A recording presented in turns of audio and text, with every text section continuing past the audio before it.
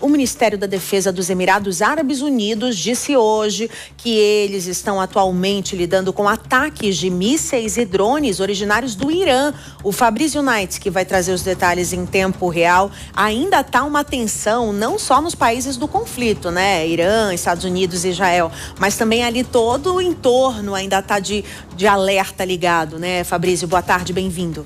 Toda a região. Márcia, boa tarde para você, boa tarde a todos que acompanham o Tempo Real aqui na Jovem Pan.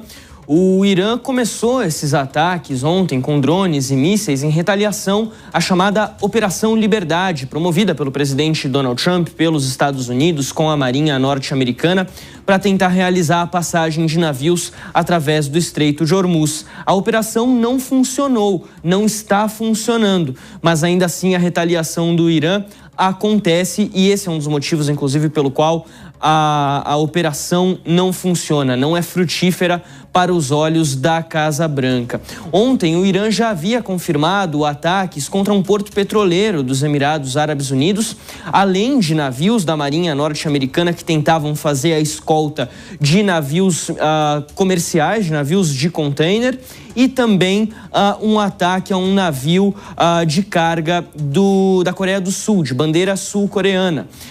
O que está acontecendo aqui, Márcia, é bom a gente ficar de olho.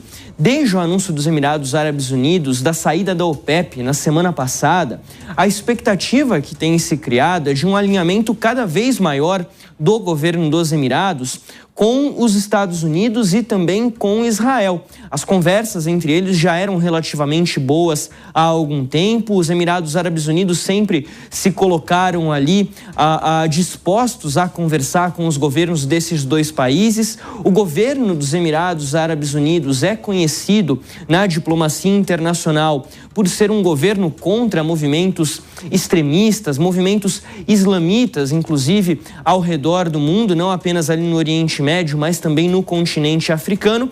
E se essa tendência se confirmar, a expectativa que a gente pode ver aqui se cumprir é a de que os ataques iranianos de retaliação sejam concentrados cada vez mais nos Emirados Árabes Unidos, justamente por essa postura. A ideia dos Emirados é, depois do final da guerra, fora da OPEP, praticamente dobrar a produção de petróleo, inundar o mercado de petróleo para fazer baixar o preço da commodity e conseguir vender o máximo possível antes que a demanda mundial por petróleo bata um teto, chegue ali num momento de estagnação, porque o mundo está ficando cada vez mais elétrico, né, Márcia? A gente tem acompanhado isso em vários países ao redor do mundo, principalmente na China. Então, a expectativa é de que o Irã, de fato, continue intensificando ataques contra os Emirados Árabes Unidos, principalmente locais ligados à produção de petróleo, à exportação de petróleo e também bases militares norte-americanas espalhadas pelo país. Fabrício, e o Paquistão, ele desistiu de mediar esse conflito? O Paquistão está numa situação bastante delicada, né, Márcia? Porque tenta colocar os dois países ali para negociar, Estados Unidos e Irã, mas encontra entraves dos dois lados, cada um tem as suas exigências impossíveis de serem cumpridas pelo outro lado e o governo fica nessa situação. Oficialmente, o governo do Paquistão ainda tenta trazer os dois países para conversar, para ter esse diálogo em relação ao fim do conflito, mas a verdade é que nesse momento você pode colocar o Paquistão para mediar, você pode colocar o Brasil, a China, a Rússia, o Reino Unido, pode colocar quem quiser, até Marte pode tentar colocar Estados Unidos e Irã para negociar e dificilmente vai fazer os dois chegarem a um acordo. Obrigada, Fabrício Knights, pelas suas informações. Vamos chamar o Mano Ferreira e o Diego Tavares rapidamente para fazerem os últimos comentários.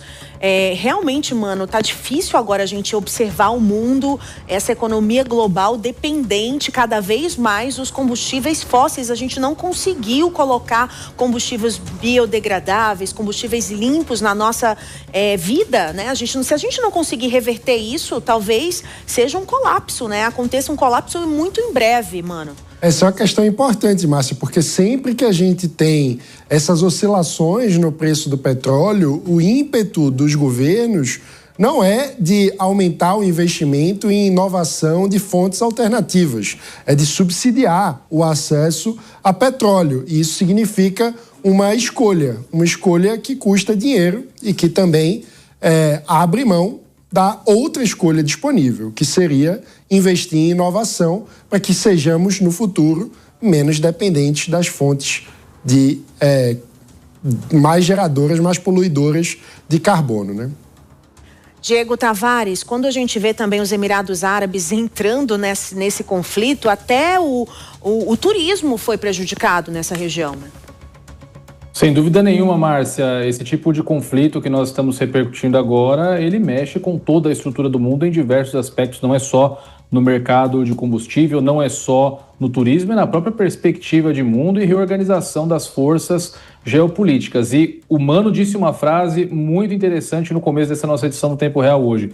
Quando falamos dos Estados Unidos envolvidos em alguma coisa, quando falamos de Donald Trump, a gente nunca pode tirar da mesa aquele elemento surpresa, a imprevisibilidade. Se tem algo previsível sobre Donald Trump, é que ele é imprevisível o tempo todo. Então, o futuro do mundo está muito difícil de nós sabermos ter uma perspectiva sobre o que será, sobre aquilo que nós teremos aí no horizonte da história da humanidade.